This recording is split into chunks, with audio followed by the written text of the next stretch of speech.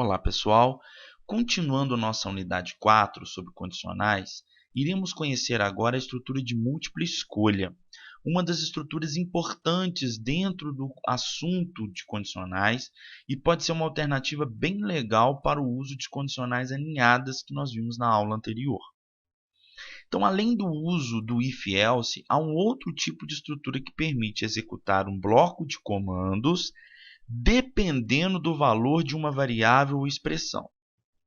Existe uma observação importante nessa explicação, que é depender do valor de uma variável ou expressão. Aí está todo o contexto pelo qual nós vamos usar a múltipla escolha.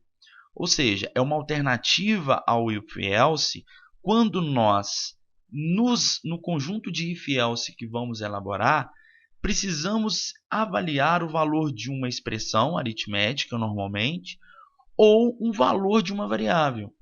E é essa questão na qual podemos nos basear para usar a estrutura de múltipla escolha. Então, a múltipla escolha ela é recomendada quando há um grande número de alternativas, onde todas as alternativas dependem da avaliação de uma mesma expressão, ou seja, na maioria das vezes depende do valor de uma única variável. Podemos então usar uma expressão que resulta num valor, e esse valor é que nós vamos testar, dependendo do valor que é dado pela expressão, qual é o conjunto de blocos que vamos executar. Mas na maior parte das vezes, vamos avaliar o valor de uma única variável. E dependendo do valor dessa variável, algum conjunto de comandos vai ser realizado. O resultado da expressão ou da variável dessa condicional é do tipo int ou char, ou seja, só vamos usar a estrutura de múltipla escolha se o que estivermos avaliando, a variável que estivermos avaliando, for uma variável com o conteúdo inteiro ou com conteúdo char. Caso contrário, a múltipla escolha não funciona. Então, isso é uma restrição importante para quando você for escolher a estrutura de múltipla escolha. A sintaxe da estrutura de múltipla escolha é essa. Usamos o comando switch. É sempre importante verificarmos como escrever esse comando, que é um erro muito comum dos nossos alunos, né? Uma dúvida muito comum dos nossos alunos. Entre parênteses a expressão ou simplesmente a variável. E aqui é a variável mesmo, só posicionar a variável ou a expressão. Abre e fecha a chave. Nesse caso do case, nós temos os valores que nós vamos avaliar e para cada valor o conjunto de comandos que vamos executar. E o default é caso nenhuma das alternativas anteriores aconteça. Então vamos conhecer um pouquinho mais o switch. A expressão, então, é a variável cujo valor definirá a opção que será executada, variável ou expressão. Os valores, então, de cada case é o valor que a expressão pode assumir ou a variável pode assumir e que nós desejamos testar o seu valor. São os valores que essa variável pode dar e dependendo do valor que a gente quer executar para cada valor desse. Os comandos, então, são os comandos que devem ser executados em cada caso, ou seja, em cada valor que essa variável pode ocorrer e que desejamos fazer algum conjunto de dados nesse sentido. E o break, repare que cada case, no final de cada bloco de comandos de cada case, há um break. O break encerra a sequência de comandos do case e sai do switch. Então, o que acontece se nós não usarmos o comando break? A ausência do comando break faz com que os comandos dos casos seguintes sejam executados até o próximo break ou fim do switch. Ou seja, se nós não usarmos o break, vamos supor que você já achou o conjunto de comandos que você quer executar de acordo com o valor da expressão anteriormente ou da variável. Caso você já encontrou o valor e já executou o comando, se você não tiver o break, ele vai continuar testando as alternativas posteriores, que não é o caso. Você já achou o valor da variável e já executou os comandos que você deseja. Portanto, nós colocamos o break porque com o break, ele achando o valor que você deseja, mas executando os comandos atrelados àquele valor, ele sai automaticamente do switch e não permite com que você faça verificações desnecessárias. O comando default permite que uma sequência de comandos seja executada se o valor da expressão for diferente de todos os casos especificados. é aquele caso da nenhuma das alternativas anteriores. Ou seja, se o valor da expressão da variável não for nenhum dos valores previstos por você no seu algoritmo, você não pode deixar o usuário sem saber que aquele valor ou aquela expressão resultou no valor inválido. Portanto, nós utilizamos normalmente o default, que é facultativo, mas é sempre bom utilizarmos, porque se por acaso ocorreu ou por um erro, ou exatamente por uma questão de o dado digitado pelo usuário for um dado para aquela variável inválido ou não está previsto dentro dos casos, automaticamente ele vai para o comando default e é executado os comandos que você deseja, caso não seja nenhuma das alternativas anteriores. Você dá um melhor tratamento para esses vários casos, caso a alternativa não seja válida. Vamos ver um exemplo do uso do switch. Este algoritmo pede para o usuário digitar o número de um trimestre, que vai ser digitado na variável inteira época. De acordo com o valor que ele digitar, o algoritmo tem que imprimir na tela qual a estação climática referente a esse trimestre. Se o trimestre for 1, imprimir verão, 2 outono, 3 inverno, 4 primavera. Nesse caso, ele digitou o valor de 1 a 4, que corresponde a um trimestre. Nesse caso, estará na variável época. A ideia é verificarmos, então, o valor da variável época. Nesse quesito, usamos o switch para isso. O switch somente a variável época. Nesse caso, vamos testar a variável época. Abrimos e fechamos o switch. Caso a variável época seja o valor 1, vamos então fazer o conjunto de comandos, no caso, se essa variável época for igual a 1. Nesse caso, somente uma mensagem printf verão para ele, não esquecendo que temos que usar o break no final de cada caso. Isso pode ser na linha posterior, pode também ficar no final dessa linha, à vontade. Caso a variável época for valor 2, ele vai imprimir outono, break. Caso 3, inverno, break. Caso 4, primavera. Por que usamos o default? Porque a digitação para essa variável é livre. Você não garante que o usuário vai digitar um valor de 1 até 4. Ou por um erro de digitação dele, ou até mesmo por uma má-fé de digitar um valor que não seja de 1 até 4. Então, estamos prevendo lá na opção default uma mensagem para ele, trimestre inválido, para ele saber que realmente digitou um valor inválido para a variável época. Nesse caso, temos o mesmo algoritmo anterior, só que agora o usuário vai digitar o valor do mês. Para uma variável mês, ele vai digitar o valor do mês e vamos testar o valor da variável mês. Sabemos que temos 12 meses ao ano. E nesse caso, vamos numerar os meses de 1 a 12. Então, se a variável mês for 1, 2 ou 3, ele vai imprimir verão. Então, nesse caso, como até agora nós vimos, teríamos que fazer case 1, dois pontos, printf verão, case 2, printf verão, e embaixo case 3, printf verão.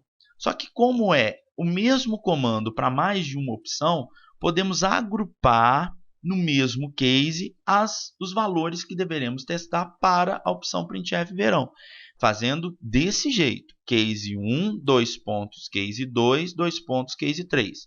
Os meses 1, 2, 3 correspondendo ao primeiro trimestre. Então, não precisaríamos de encadearmos mais de um case com a mesma opção verão. Podemos sim agruparmos no mesmo case, numa mesma linha, todos os valores que nós queremos quando a opção for verão. E assim continuaremos se tivesse mais valores, obviamente, com a opção verão. Faremos a mesma coisa com a opção outono, case 4, case 5, case 6, que corresponde aos meses do segundo trimestre. 7, 8, 9 para inverno, 10, 11 e 12 para primavera, continuando com o default ao final. Nesse caso, então, podemos fazer esse agrupamento, mas você pode se perguntar, para 3 até 4 opções é relativamente simples nós escrevermos vários cases, mas se extrapolarmos esse número de valores, se a faixa de valores for uma faixa muito grande, por exemplo, entre 1 e 10, entre 10 e 20, entre 30 e 40, 45, como é que faremos isso? Teríamos que escrever vários cases, case 10, case 11, 12, 13, até o final? Fica, de uma certa forma, meio inviável, fica cansativo. Então, nós temos uma dica importante do uso da faixa de valores com o switch, que vai ajudar enormemente você a escrever uma faixa de valores. É bem simples usarmos 3 pontinhos. Repare então que eu estou usando a mesma solução, só que agora eu diminuí a quantidade de case. Então eu coloquei case 1, primeiro valor, espaço, 3 pontinhos, espaço, o último valor. Ele vai considerar inclusive os limites e todos os números nessa faixa entre 1 e 3 para dar o verão. A mesma coisa para o 4 até 6, de 7 até 9, de 10 até 11. Repare que fica relativamente muito simples se essa faixa de valores aumentar. Basta você simplesmente trocar os dois limites, que ele vai continuar tendo a mesma faixa de valores necessárias para que a gente possa definir o valor do case. Para ilustrar o uso de múltipla escolha, vamos fazer um exercício que tem o seguinte enunciado. Elabore uma função que recebe como parâmetro um inteiro representando um dia da semana e imprime o seu respectivo nome por extenso. Considere que o número 1 representa o domingo, 2 a segunda e assim sucessivamente. Caso o número não corresponda a um dia da semana, a função deve exibir a mensagem dia da semana inválido. Faça um programa para chamar a função e teste seu programa com valor válido e outro inválido. Repare que esse exercício é muito parecido com o exercício do exemplo anterior. O exemplo anterior, ele digitava o número para o mês e, de acordo com o mês, ele imprimiria a estação climática. Só que há uma diferença que no exercício anterior nós tínhamos 3 valores para cada printf da estação que nós deveríamos mostrar para o usuário. Aqui nós temos um valor e para cada valor da variável que corresponde ao valor de 1 até 7, cada valor individual vai ter o dia da semana por extenso. Então não temos uma faixa de valores. A única diferença é que nós agora vamos estar testando cada case de cada valor da variável para cada printf que formos dar, além do default do dia da semana inválido, caso ele for digitado de forma errada. Para nós começarmos então a resolver o exercício, vamos fazer então o cabeçalho da nossa função. Void, porque o objetivo final da nossa função é mostrar na tela uma mensagem. Semana foi o nome que eu escolhi para essa função. E um único parâmetro de entrada, que ele explica no enunciado, que vai ter um parâmetro que é um número inteiro representando um dia da semana. Portanto, eu coloquei lá o meu parâmetro dia do tipo inteiro. Void, então lá embaixo nós não temos retorno nessa função. Para isso, precisamos somente agora testar o valor do parâmetro dia. Usamos então o switch. Switch dia. Vamos testar o valor do parâmetro dia. E dentro do switch, nós vamos colocar cada case que nós vamos estabelecer. No caso, os valores de 1 a 7 para cada um dos valores, o dia da semana correspondente. Então, nesse caso, case 1, printf domingo. Não esqueçamos do break ao final. Case 2, segunda-feira, case 3, terça-feira, e assim sucessivamente até o final, que é o case 7, sábado, usando o break. No final do switch, colocamos o default, printf, dia da semana inválido, como foi pedido no enunciado, caso o valor que esteja sendo passado para a função no parâmetro dia não seja nenhum valor de 1 até 7. Então, a nossa função ela tem essa resolução, essa solução.